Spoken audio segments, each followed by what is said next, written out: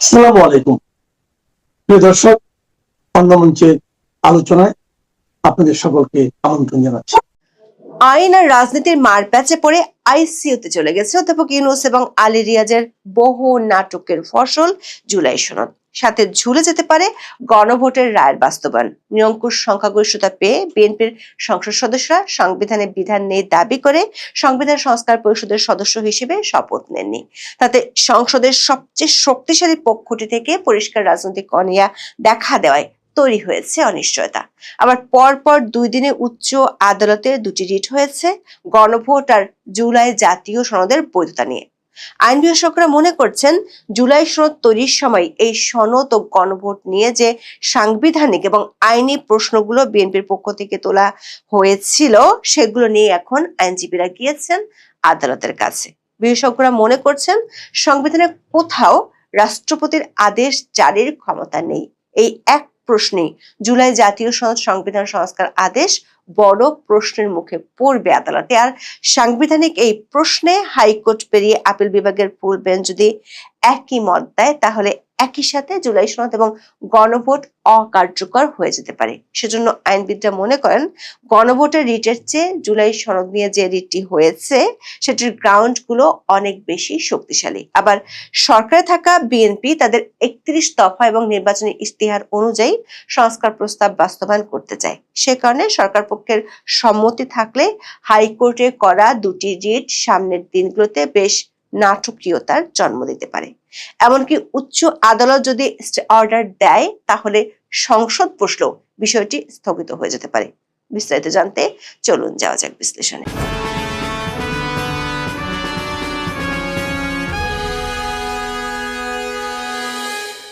নিজের পছন্দসই রাজনৈতিক দলগুলো নিয়ে অধ্যাপক ইউনূস গঠন করেছিলেন জাতীয় ঐক্যমত্য কমিশন।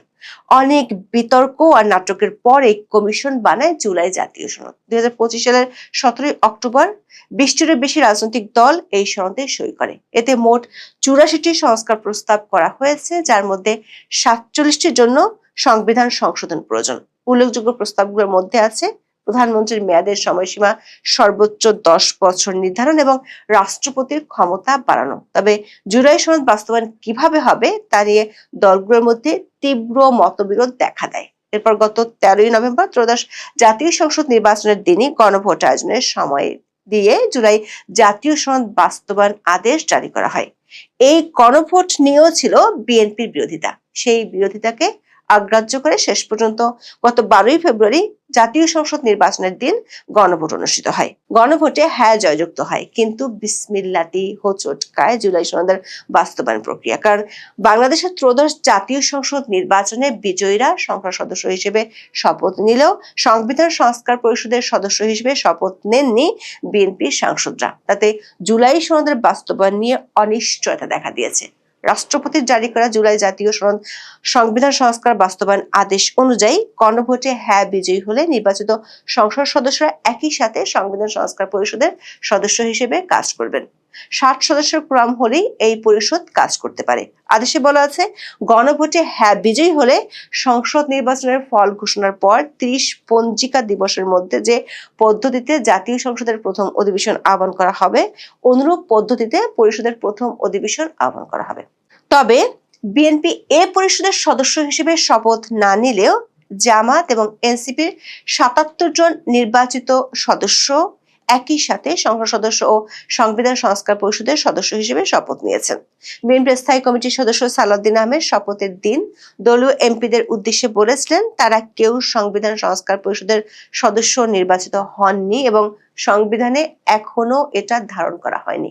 গণভোটের রায় অনুযায়ী সংবিধান সংস্কার পরিষদ গঠিত হলে সেটা সংবিধানে আগে ধারণ করতে হবে এবং সংবিধান সংস্কার পরিষদের সদস্যকে কে শপথ পড়াবেন সেটার বিধান করতে হবে। এমন ফর্ম সংবিধানের 3য় তফসিলে আসবে। সেগুলো সাংবিধানিকভাবে সংসদে গৃহীত হবার পরে সংবিধান সংস্কার পরিষদের সদস্যদের শপথ নেওয়ার বিধান করা যাবে। তারেক রহমানের উপস্থিতিতে সালাউদ্দিন আহমেদ এই কথা বলেছিলেন। বিশ্লেষকরা মনে করেন, প্রথম দিনই বিএনপির পক্ষ থেকে বার্তা দেওয়া হয়েছে দলটি সংবিধানের বাইরে গিয়ে কোনো কিছু করতে চায় না। এমন বার্তা তারা জাতীয় ঐক্যমত্য কমিশনের বৈঠকে একাধিকবার দিয়েছিল। বিএনপির এই রাজনৈতিক বার্তা কয়েকদিনের মধ্যে জুলাই সনদ আর গণভোটকে কোর্টের দুয়ারে নিয়ে গেছে। 18 ফেব্রুয়ারি জুলাই জাতীয় সনদ অবৈধ ও সংবিধানের সঙ্গে সাংঘর্ষিক ঘোষণার নির্দেশনা চেয়ে হাইকোর্টে রিট দায়ের করা হয়েছে। এই রিট দায়ের করেন সুপ্রিম কোর্টের আইনজীবী ইউনুস আলী আকন্দ। রিটে জাতীয় ঐকমত্য কমিশন, মন্ত্রিপরিষদ সচিব, আইন মন্ত্রণালয়ের সচিব ও প্রধান নির্বাচন কমিশনারকে বিবাদী করা হয়েছে। আগামী সপ্তাহে বিচারপতি রাজিক আল জলিলের নেতৃত্বাধীন হাইকোর্ট বেঞ্চে রিট আবেদনটির উপর শুনানি হতে পারে বলে জানিয়েছেন আইনজীবী। তিনি bdnews24.com কে বলেন, জুলাই জাতীয় সনদ কেন সংবিধানের সঙ্গে সাংঘর্ষিক ঘোষণা করা হবে না সে বিষয়ে রুল নিষ্পত্তি না হওয়া পর্যন্ত জুলাই জাতীয় সনদের কার্যকারিতা স্থগিতের নির্দেশনা চাওয়া হয়েছে। আইনজীবী ইউনুস আলী আকন্দ দ্য ডেইলি স্টারকে বলেছেন, প্রজাতন্ত্রের সংবিধানে এ ধরনের জুলাই সনদের কোনো বিধান নেই। যেহেতু এতে গণভোট এবং সংসদে 100 সদস্যের উচ্চকক্ষ গঠনের প্রস্তাব করা হয়েছে, তাই এই সনদটি অবশ্যই অবৈধ ও অসাংবিধানিক। এই রিটের আগের দিন আরো একটি রিট হয়েছিল, সেটি হয়েছে 12 ফেব্রুয়ারি অনুষ্ঠিত গণভোটের বৈধতা চ্যালেঞ্জ ও 13 ফেব্রুয়ারি ঘোষিত গণভোটের ফল বাতিল চেয়ে। 17 ফেব্রুয়ারি হাইকোর্টে দায়ের করা এই রিটে গণভোট 2026-এর ফলাফল বাস্তবায়ন করা থেকে বিরত রাখতে নির্দেশনা চাওয়া হয়েছে। সুপ্রিম কোর্টের আইনজীবী ABM আতাউল মজিদ তৌহিদ জনস্বার্থে এই রিট দায়ের করেন। প্রধান নির্বাচন কমিশনার, মন্ত্রিপরিষদ সচিব, আইন সচিবকে রিটে বিবাদী করা হয়েছে। বিচারপতি ফাতেমা নজিব ও বিচারপতি AFM সাইফুল করিমের সমন্বয়ে গঠিত হাইকোর্ট বেঞ্চে আগামী সপ্তাহে রিটের উপর শুনানি হতে পারে বলে জানান আবেদনকারী আইনজীবীরা বলছেন, জুলাই সনদের বৈধতা চ্যালেঞ্জ করে যে রিটটি হয়েছে সেটিতে যদি রিটকারী জিতে যান তাহলে গণভোট এবং এর ফলাফল স্বয়ংক্রিয়ভাবে বাতিল হয়ে যেতে পারে, কারণ জুলাই সনদের জন্যই গণভোট হয়েছিল। দর্শক, আমাদের বিশ্লেষণ হলো, জুলাই সনদ সবচেয়ে বড় যে সাংবিধানিক প্রশ্নটির মুখে পড়বে সেটি হলো জুলাই সনদ বাস্তবায়ন প্রক্রিয়ার জন্য যে গণভোট সেটি রাষ্ট্রপতির অধ্যাদেশে নয়, আদেশে করা হয়েছে। সংবিধানের 93 অনুচ্ছেদ অনুযায়ী রাষ্ট্রপতির অধ্যাদেশ জারির ক্ষমতা থাকলেও আদেশ জারির কোনো ক্ষমতা নেই। ঐকমত্য কমিশনের সাথে বৈঠকে বিএনপির স্থায়ী কমিটির সদস্য সালাউদ্দিন আহমেদ এই বিষয়টি তুলে ধরেছিলেন, কিন্তু আলী রিয়াজের কমিশন বিষয়টি বিবেচনায় না নিয়ে নিজেদের মতো করে বাস্তবায়ন প্রক্রিয়ার জন্য রাষ্ট্রপতির আদেশ জারি করেন। আইনের ব্যাখ্যা দিয়ে মঞ্জিল মোর্শেদ বিবিসি বাংলাকে বলেছেন, যে অধ্যাদেশে গণভোট হয়েছে সেটা হয়েছে রাষ্ট্রপতির নামে জারি করা একটি আদেশের উপর নির্ভর করে। এভাবে অধ্যাদেশ হতে পারে কিনা সেটি নিয়ে আইনি প্রশ্ন রয়ে গেছে। আবার এই অধ্যাদেশকে বা গণভোটকে বৈধতা দিতে হলে সংসদে উত্থাপন করে পাশ করতে হবে। বিএনপি এখন সেটা সংসদে তুলবে কি না সেটা দেখার জন্য অপেক্ষা করতে হবে। জুলাই সনদের আরেকটি বড় দুর্বলতা যেটি আদালতে কড়া প্রশ্নের মুখে পড়বে সেটি হলো এই সনদের অঙ্গীকারনামার 3 নম্বর পয়েন্টটি, যেখানে বলা হয়েছে জুলাই সনদের বৈধতা ও প্রয়োজনীয়তা সম্পর্কে কোনো আদালতে প্রশ্ন উত্থাপন করা যাবে না। নাগরিকদের প্রশ্ন তোলার অধিকার গণতন্ত্রের মূল ভিত্তি। কোনো গণতান্ত্রিক দেশে এমন কোনো ব্যবস্থা থাকতে পারে না যেটা নিয়ে প্রশ্ন তোলা যাবে না, যাকে চ্যালেঞ্জ করা যাবে না। যেখানে সংবিধান নিয়ে প্রশ্ন তোলা যায় সেখানে জুলাই সনদ নিয়ে কেন প্রশ্ন তোলা যাবে না? বিশেষজ্ঞরা মনে করেন জুলাই সনদ নিজের ইনডেমনিটি দাবি করেছে এবং নিশ্চয়তা দিয়েছে, যেটি অযৌক্তিক এবং অগ্রহণযোগ্য। আইনজীবীরা বলছেন এটি দেশের জনগণের মৌলিক মানবাধিকারের লঙ্ঘন। সংবিধানের 7-1 ধারায় বলা হয়েছে, গণপ্রজাতন্ত্রী বাংলাদেশের প্রজাতন্ত্রের সকল ক্ষমতার মালিক জনগণ এবং সংবিধানই প্রজাতন্ত্রের সর্বোচ্চ আইন। এছাড়া 7-2 ধারা বলছে, এই সংবিধানের পরিপন্থী কোনো আইন বাতিল এবং অকার্যকর গণ্য হবে। অর্থাৎ যদি কোনো সনদ বা ঘোষণা সংবিধানের বাইরে যায় তা আইনগতভাবে বাতিলযোগ্য এবং অসাংবিধানিক। তাই জুলাই সনদ সংবিধানের বাইরে গিয়ে সংবিধান পরিবর্তনের যে বিকল্প রূপরেখা তৈরির চেষ্টা করেছে সেটিকে বেআইনি ও অসাংবিধানিক হিসেবে ঘোষণা করতে পারে উচ্চ আদালত। গণভোটের বৈধতা চ্যালেঞ্জ করে দায়ের করা রিটটিতে বলা হয়েছে, অন্তর্বর্তী সরকার কোনো সার্বভৌম কর্তৃপক্ষ বা কোনো সাংবিধানিক সভা বা গণপরিষদ নয়, বরং এটি একটি সাংবিধানিক ট্রাস্টি যা কঠোরভাবে সাংবিধানিক সীমার মধ্যে থাকতে বাধ্য। অন্তর্বর্তী সরকারের শপথ আনুষ্ঠানিক নয়, বরং এটি একটি সাংবিধানিক বাধ্যবাধকতা যা ভঙ্গ করা সংবিধান লঙ্ঘনের শামিল। একটি স্পষ্ট সাংবিধানিক কাঠামো, বিস্তৃত গণভোট, আইন অথবা বিধিমালা, স্বচ্ছতা, নিরপেক্ষতা, সমান অংশগ্রহণ এবং ভোটারদের অবহিত করে সম্মতি নিশ্চিত করা ছাড়াই 12ই ফেব্রুয়ারি গণভোট হয় বলে রিটে উল্লেখ করা হয়েছে। বলা হয়েছে এ ধরনের বিষয় বাদ দেওয়া এবং গণভোট পরিচালনা জনগণের সার্বভৌমত্বকে সরাসরি ক্ষতিগ্রস্ত করেছে, যার সংবিধানের মৌলিক কাঠামো। রিটের যুক্তিতে বলা হয়, সংবিধানই দেশের সর্বোচ্চ আইন, যা অন্তর্বর্তী সরকার সহ রাষ্ট্রের সব অঙ্গের জন্য বাধ্যতামূলক। সাংবিধানিক অনুমোদন ছাড়া ক্ষমতার যে কোনো চর্চা নিয়ম বিরুদ্ধ ও বাতিলযোগ্য। প্রয়োজন, সুবিধা বা রাজনৈতিক উত্তরণের যুক্তিতে সংবিধান লঙ্ঘন কোনোভাবেই ন্যায়সঙ্গত হতে পারে না। আইনজীবীরা বলছেন, বিএনপি সাংসদরা যে সংবিধান সংস্কার পরিষদের সদস্য হিসেবে শপথ নেননি, তারা এই যুক্তিতে সংবিধান লঙ্ঘনের দায় থেকে বেঁচে গেছেন। সেক্ষেত্রে জামাত ও এনসিপির ৭৭ জন সাংসদ সংবিধান লঙ্ঘনের দায়ে ফেঁসে যেতে পারেন। আইনজীবীরা বলছেন, সবচেয়ে বড় প্রশ্ন হলো, যেহেতু সংবিধান সংস্কার পরিষদের কোনো অস্তিত্ব নেই, তাই এই শপথ কে পড়াবেন সেটিও বলা নেই। কে কাকে শপথ পড়াবেন সে বিষয়টি সংবিধানের তফসিলে পরিষ্কার উল্লেখ থাকলেও সংবিধান সংস্কার পরিষদের সদস্যদের কে শপথ পড়াবেন তা বলা নেই। তাছাড়া জুলাই সনদ বাস্তবায়ন আদেশেও বিষয়টি পরিষ্কার নয়। সুতরাং জামাত ও এনসিপির সদস্যদের সংবিধান সংস্কার পরিষদের সদস্য হিসেবে শপথ পড়ানোয় সিএসির এখতিয়ার নিয়ে এখন প্রশ্ন উঠেছে। আদালতের শুনানিতে সাংবিধানিক প্রশ্ন হিসেবে একটি বড় ইস্যু হতে পারে, এটি এমনটাই মনে করছেন আইনজীবীরা। আইনজীবীরা বলছেন, জুলাই সনদ বাস্তবায়নের জন্য যে আদেশ জারি করা হয়েছে সেখানে বেশ কিছু অস্পষ্টতা আছে। বাংলাদেশের বর্তমান সাংবিধানিক ব্যবস্থায় সংসদ বহাল না থাকা অবস্থায় রাষ্ট্রপতির অধ্যাদেশ বা নতুন আইন জারি করা হলে তা সংসদ বহাল হওয়ার পর উত্থাপনের 30 দিনের মধ্যে অনুমোদন করতে হয়, না হলে সেটি বাতিল হয়ে যায়। কিন্তু রাষ্ট্রপতির অধ্যাদেশ জারি করে জুলাই বাস্তবায়ন আদেশের যে গণভোট হয়েছে সেক্ষেত্রে কি হবে সেটি পুরোপুরি পরিষ্কার নাই। আবার গণভোটের বৈধতা নিয়ে যে রিটটি করা হয়েছে সেখানে মূল প্রশ্ন উঠবে, রাষ্ট্রপতি আদৌ গণভোট করার জন্য আদেশ জারি করতে পারেন কিনা। রিটের প্রার্থনায় দেখা যায় 12ই ফেব্রুয়ারি অনুষ্ঠিত গণভোট এবং 13ই ফেব্রুয়ারি প্রকাশিত গেজেট গণভোটের ফলাফল কেন আইনগত কর্তৃত্ব বহির্ভূত ঘোষণা করা হবে না এ বিষয়ে রুল চাওয়া হয়েছে। আইনজীবী মঞ্জিল মুর্শিদ বলেছেন, রাষ্ট্রপতির অধ্যাদেশ জারি করার ক্ষেত্রে সাংবিধানিক কিছু সীমাবদ্ধতা বেঁধে দিয়েছে। সংবিধানে যা নেই, অর্থাৎ সংসদ যে বিষয়ে আইন করতে পারে না বা সংবিধানের কোনো বিধান পরিবর্তন হয়ে যায় সেসব বিষয়ে রাষ্ট্রপতি অধ্যাদেশ জারি করতে পারেন না। সংবিধানে যেহেতু গণভোটের বিধান নেই, তাই এই বিষয়ে অধ্যাদেশ জারি করার এখতিয়ার রাষ্ট্রপতির নেই বলে মনে করেন মঞ্জিল মুর্শিদ। সাধারণত গণভোট হয় কোনো একটি বড় প্রস্তাব বা সাংবিধানিক প্রশ্নে সংসদে সিদ্ধান্ত গ্রহণের পরে, কিন্তু এবার বাংলাদেশে গণভোট হলো সংশ্লিষ্ট প্রস্তাব বা প্রস্তাব সমূহ সংসদে পাশ হওয়ার আগে, অর্থাৎ ঘোড়ার আগে গাড়ি জুড়ে দিয়েছিলেন অধ্যাপক ইউনূস। আবার আইনজীবীদের একটি অংশ বলছে, এরই মধ্যে পরিষ্কার গণভোটটি হয়েছে খুবই দুর্বল ও প্রশ্নবিদ্ধ একটি প্রক্রিয়া এবং যে জুলাই সনদের উপর জনগণের মতামত নেওয়ার জন্য এই গণভোট নেওয়া হয়েছে সেই সনদের অনেকগুলো প্রস্তাবে বিএনপি নোট অফ ডিসেন্ট বা আপত্তি ছিল। সেজন্য সেই প্রশ্নবিদ্ধ গণভোট এবং নোট অফ ডিসেন্ট সম্বলিত জুলাই সনদে উল্লেখিত প্রস্তাবসমূহ বাস্তবায়নে বিএনপি যে ক্রিটিক্যাল থাকবে সেটাই স্বাভাবিক। যদিও বিএনপি সংস্কার চায় না বা জুলাই সনদ বাস্তবায়ন করবে না এমন কথা বলেনি, বরং তাদের অবস্থান হলো জুলাই সনদের যেসব প্রস্তাবে তারা একমত হয়েছে এবং যেসব সংস্কার প্রস্তাব তাদের 31 দফা ও নির্বাচনী ইশতেহারে আছে সেসব সংস্কার তারা করবে। সংশ্লিষ্টরা মনে করেন হাইকোর্টের দায়ের হওয়া দুটি রিটই খুবই গুরুত্বপূর্ণ, তবে এটি নির্ভর করছে সরকার পক্ষ কোন দিকে অবস্থান নেয় তার উপর।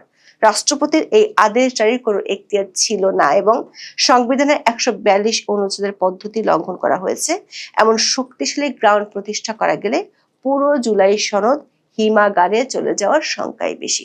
আবার সরকার চাইলে একটি মধ্যপন্থা অবস্থান নিতে পারে, সেটি হলে আদালত বিষয়টি সংসদের উপর ছেড়ে দিতে পারেন।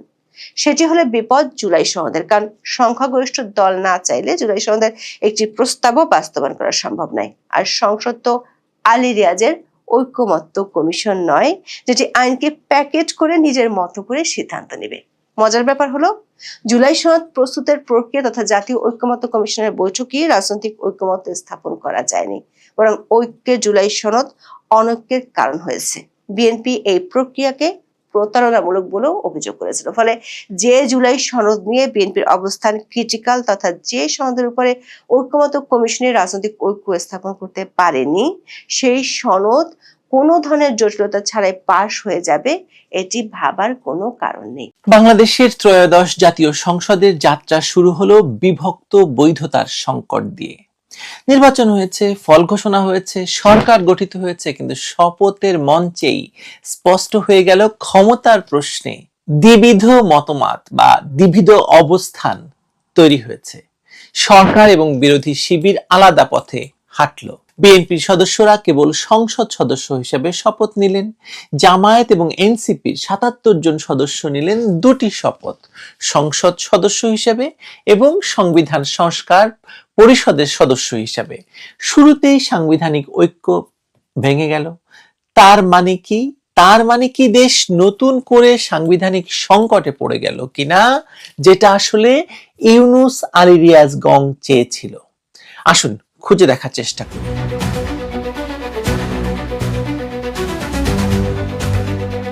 এই ভিডিওটি যখন করছি তখন ঠিকানায় খালেদ মহিউদ্দিন নামের যে প্রোগ্রামটি আপনারা ইউটিউবে দেখেন, ওয়েস্টিনে তারা একটি বিতর্কের আয়োজন করেছে এবং সেই বিতর্কে সবাই কথা বলছে এবং এমন ক্যাওটিক একটা পরিস্থিতি তৈরি হয়েছে।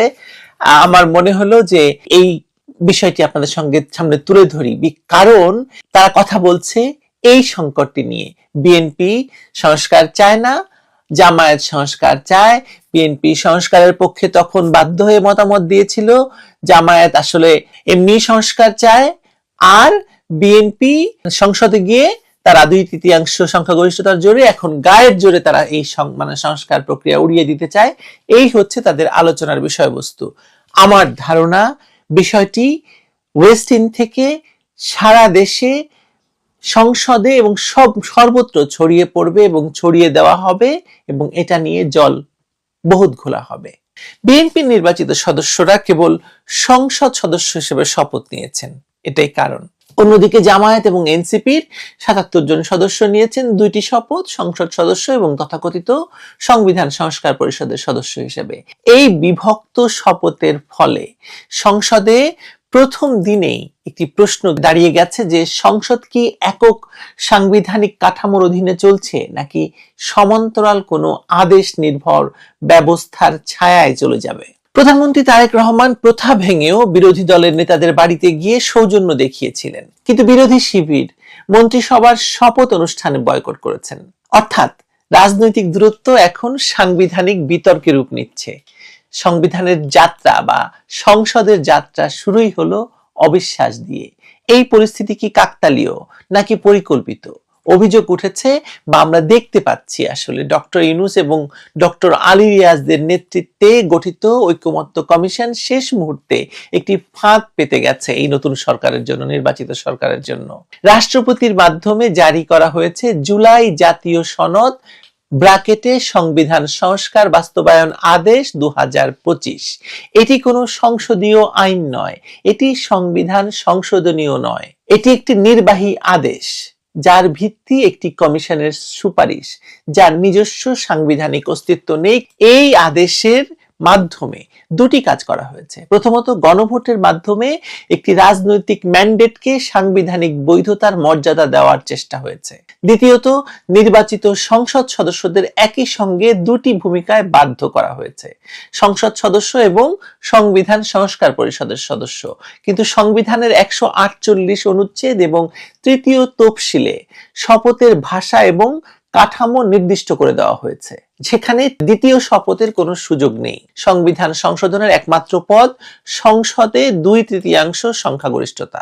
রাষ্ট্রপতির অধ্যাদেশের ক্ষমতা বা রাষ্ট্রপতির অধ্যাদেশ জারির ক্ষমতা রয়েছে 93 অনুচ্ছেদে, কিন্তু তার সংবিধান পরিবর্তনের ক্ষমতা নয়। কোনো অধ্যাদেশ সংবিধানের বিধানকে অতিক্রম করতে পারবে না বা পারে না। সুতরাং প্রশ্ন দাঁড়াচ্ছে, এই আদেশ কি কার্যত সংবিধানের বাইরে একটি নতুন কাঠামো দাঁড় করিয়ে দিয়েছে? বিএনপির অবস্থান এখানে কৌশলগত হলেও সঠিক বা সাংবিধানিক। তারা সংসদ সদস্য হিসেবে শপথ নিয়েছে, কিন্তু সংবিধান সংস্কার পরিষদের সদস্য হিসেবে নয়। তাদের যুক্তি, সংবিধানে এমন পরিষদের অস্তিত্ব নেই, আগে তা সংবিধানে অন্তর্ভুক্ত হোক। অন্যদিকে জামায়াত এবং এনসিপি বলছে গণভোটে হ্যাঁ জিতেছে, জনগণের সার্বভৌম রায় কার্যকর হতে হবে।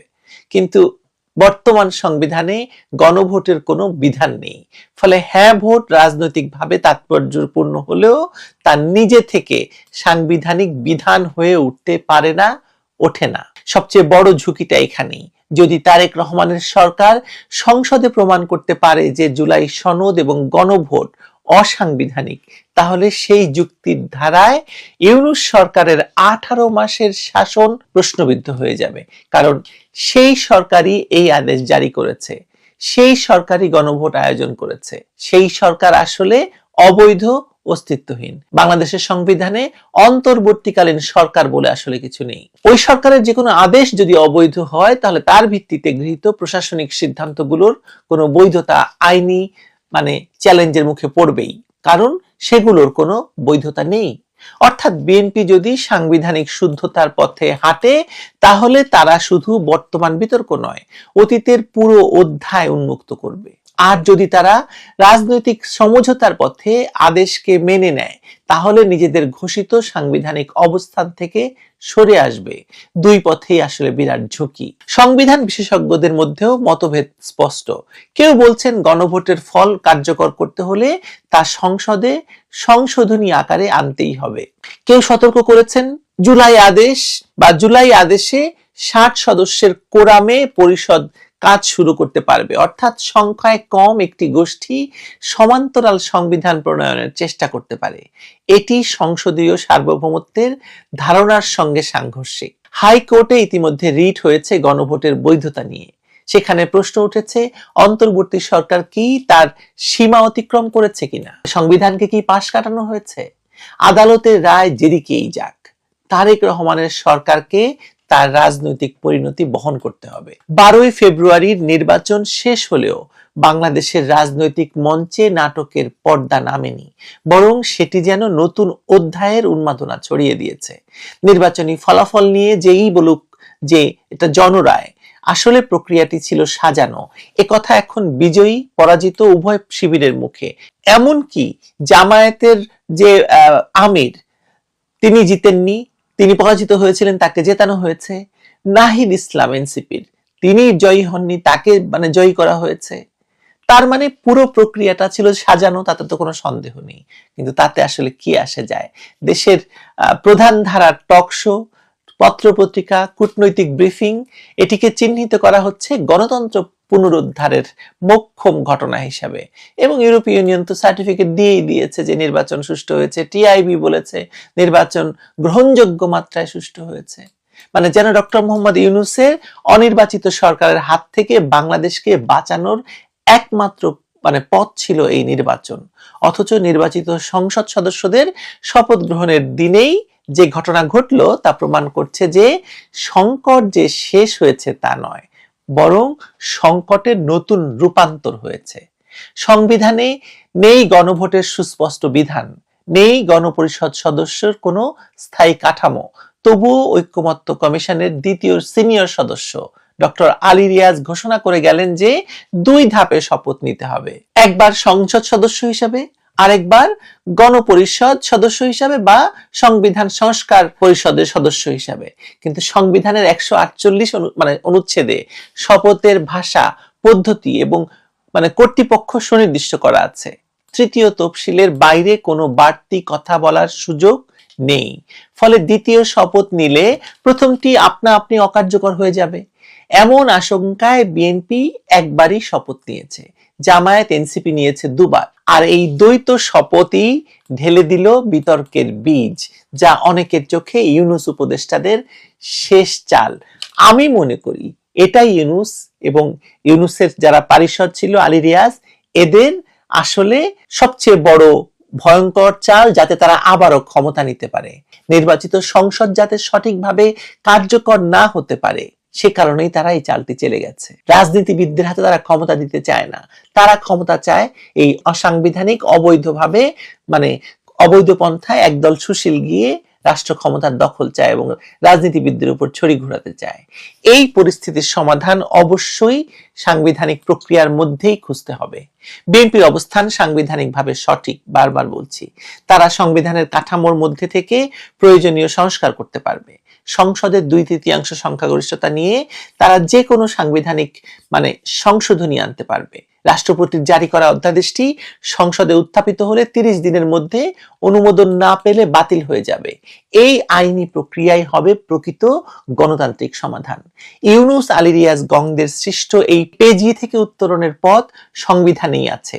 বিএনপি যদি সে পথে হাঁটে ভালো, না হলে দেশে সাংবিধানিক সংকট সৃষ্টি হতে সময় লাগবে আর কিছুক্ষণ মাত্র বা কিছু দিন মাত্র। প্রশ্ন হলো বাংলাদেশ কি আর কোনো সংকট এফোর্ড করতে পারবে কিনা। ইতিমধ্যেই বাংলাদেশ যে সংকটের মধ্যে পড়েছে তা থেকে উত্তরণে নির্বাচন যদি একটা সবচেয়ে গ্রহণযোগ্য পথ হয়ে থাকে, সেই পথ বাংলাদেশ পার হয়ে এসেছে। আবার বাংলাদেশকে সাংবিধানিক সংকটে ফেলে দেওয়ার এই যে ইউনূস আলী রিয়াজদের পেজগি, এই পেজগি থেকে মুক্তি না হলে, এবং সেটা মুক্তি করতে পারে একমাত্র বিএনপি। আশা করি বিএনপি সেটা করবে। দেখা যাক। ভালো থাকবেন সবাই।